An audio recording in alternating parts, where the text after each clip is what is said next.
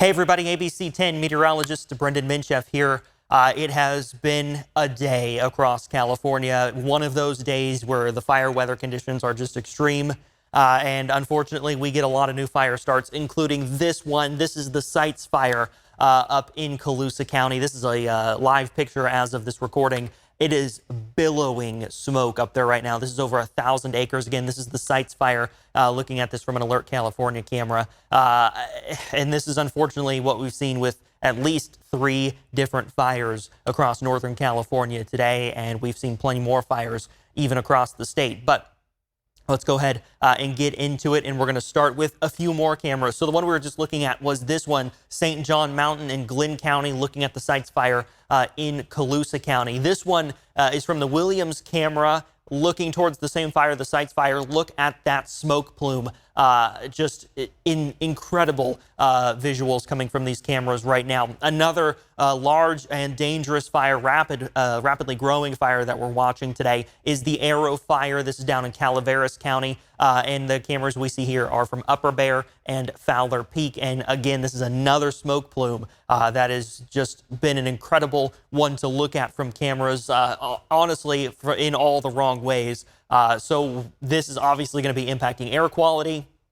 There are also obviously signs of some very explosive fires this afternoon. We've also seen the Douglas Fire in Sacramento County. That one was out near Mather, not far from the Excelsior Fire that we saw just one day ago. And unfortunately, we are going to be continuing to deal with these red flag conditions through Monday night and into early Tuesday. These cameras all come from Alert California, which is also part of UC San Diego down there. And you can go to Alert California, the website, and you can see even more cameras for yourself if you want. But those are some live pictures as of, obviously, this recording, which is about 6:15 on Monday evening. So I want to show you the 3 fires on a map here. This is the Sites Fire up in Colusa County that we were talking about.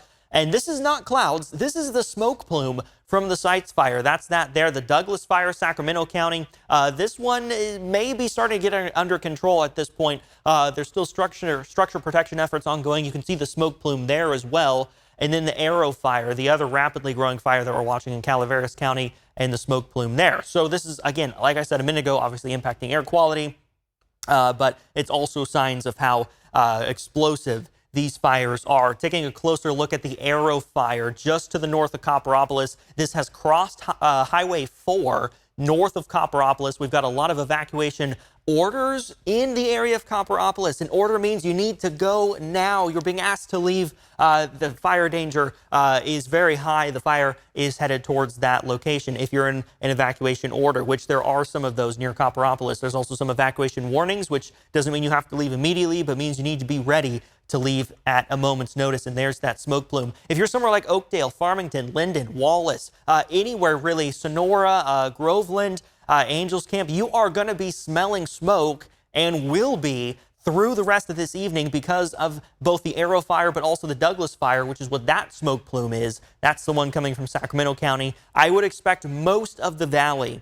tonight to be smelling smoke from one fire or another, whether it's coming from the Sites Fire, from the Point Fire, which is the one out in Sonoma County, or again, the Aero Fire, the Douglas Fire, whatever it may be. There are numerous fires burning across Northern California, and because of the northerly winds, it will continue to bring smoke down across the valley through the overnight hours. Now, if you're in the Copperopolis area, it's important that your go bag is packed and ready to go. If you are elsewhere, or maybe if you're in the Copperopolis area, Calaveras County, and you have not yet packed your go bag, now is the time to do that. 1 bag per person in your household. If there's 5 people in your house, then you should have 5 go bags, 1 for each person. The second one, the second P, the 5 Ps here when packing a go bag, the second thing is pets. At least 1 bag for your pets in your home. Make sure they have food and whatever else they may need, pet medications, and a toy, obviously, something to comfort them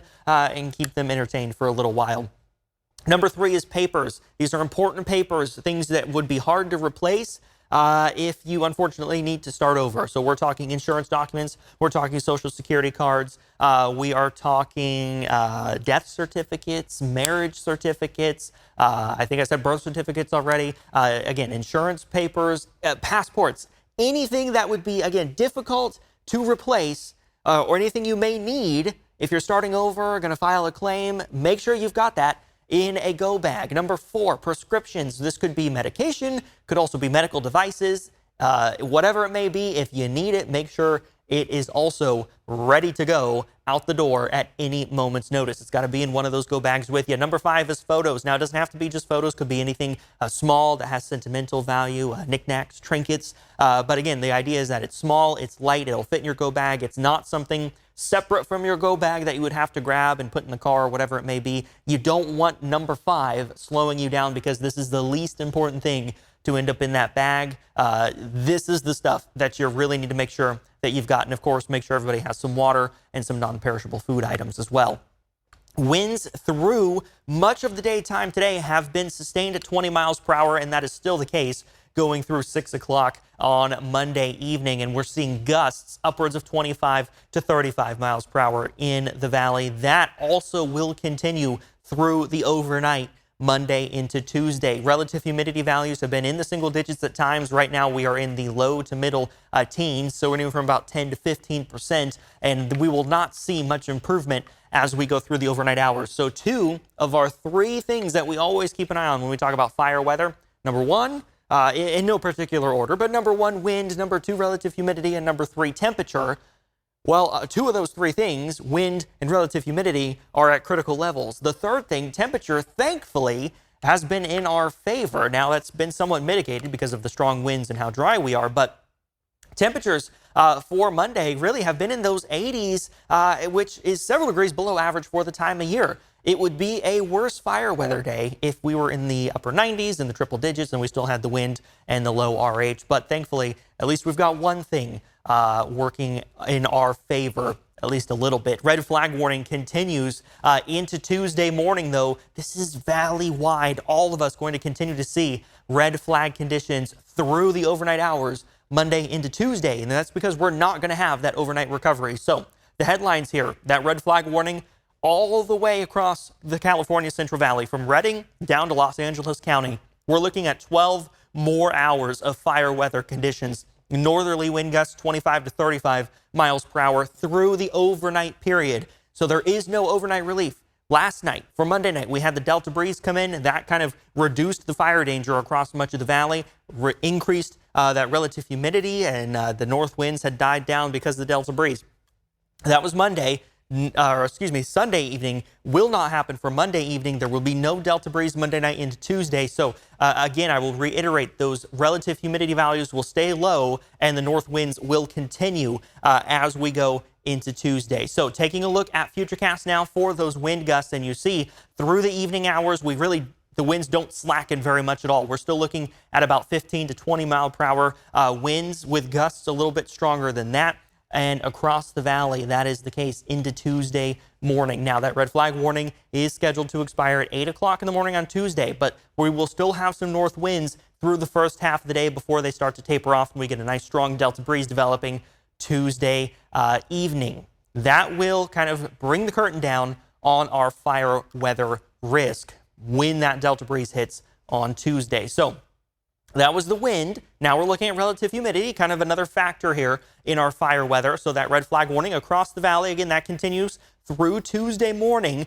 Single-digit relative humidity values to the low teens through the evening and into those overnight hours. So this is 10 p.m. on Monday. Typically with the Delta breeze, you would see that come in, and that would start to increase our relative humidity. But because those north winds continue, there is no Delta breeze.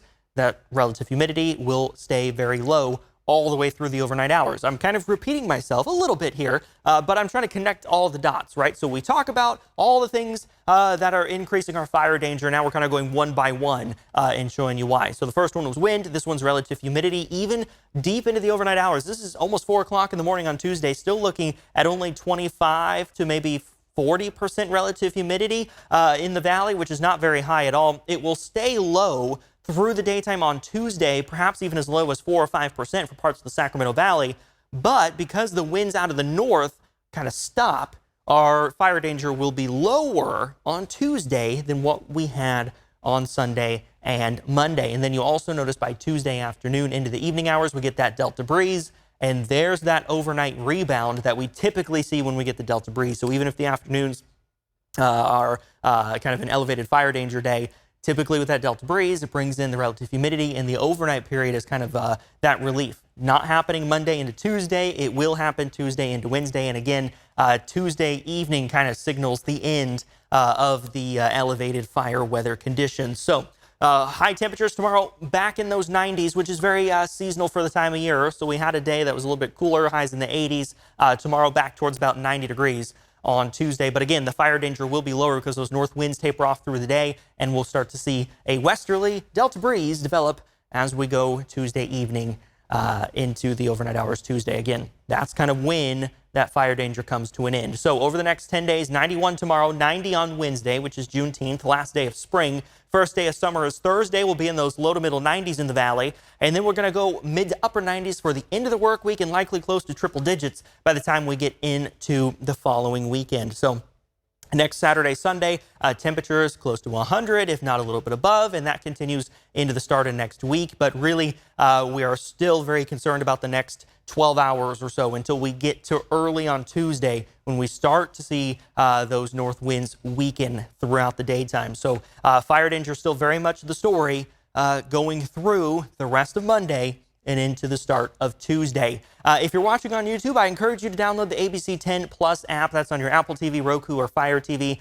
We did a special a digital cut-in on the fire weather conditions with Chris and Laura and our reporters out in the field on the fire. That was digital only. You only saw that on ABC 10 Plus or abc10.com. But beyond that, we also have more of these in-depth forecasts, weather explainers, and weather specials, including our Emmy Award-winning weather special, The Future of California's Water. If you haven't checked that out yet, you can find that on ABC 10 Plus. As always, thank you for watching. Stay safe out there. Continue to be weather aware and stay with ABC 10 for the very latest on the fire weather conditions.